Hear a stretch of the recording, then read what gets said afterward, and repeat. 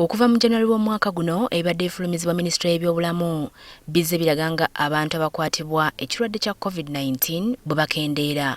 Kino kizze kyesigamizibwa kwabo abakeberebwa ekirwadde kino n'abo abakisangibwamu. Embeera eno oboolyawo ereetawo essuubi okuva lw'ekyali kisuubirwa nti ekirwadde kino oboolyawo kyakweyongera mu kiseera kino. Omu ku beenyigidde mu kulwanyisa COVID-19 okuva Minisitule y'ebyobulamu Lieutenant Colonel Dr. Henry Chobe atubulidde nti embeera eno eyolekanga okulwanyisa obutasaasaana bwa COVID bwe batakusaagiddeemu. Obulwadde buli mu control. Tuba twasigaza disitulikiti emu Masindi ebadde ekyali mu level eya wagguluko naye nayo tulaba nti etandise okukka.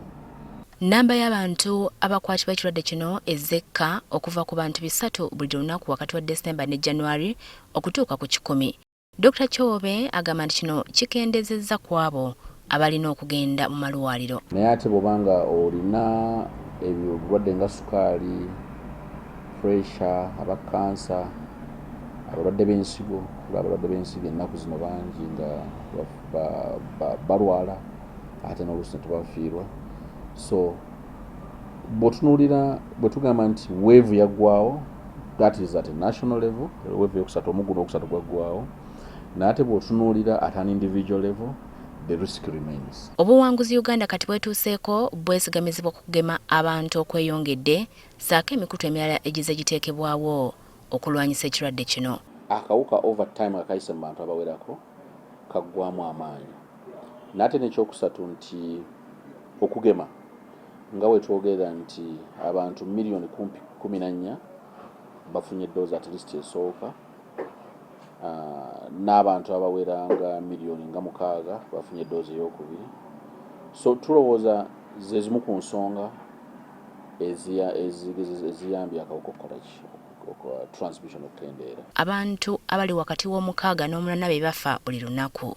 Dr. Chobe atubulidde ensonga. Peak wejja okufa kulwawo okukka, ennamba z'abafa zirwawo okukka n'oluvannyuma zima ne zitereera. So kyetulaba tekisi kipya nnyo. Ono era agamba nti embeera eno eyoleka nti obuzibu bukyaliwo naddala mu kiseera kino nga eggwanga lyonna emirimu gizzeemu okutojjera kyennawadda. Weetaaga omuntu omu n'addamu n'atandika cluster buto.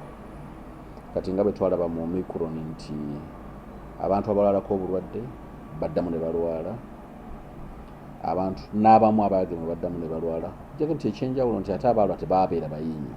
Uganda y'emu ku mawanga agasongebwamu olunwe mu kulwanyisa ekirwadde ki COVID-19 olw'obwangu obwakozesebwa mu kuteekawo ebiragiro omwali n'omuggalo wadde nga kino kiriko be kyakosa.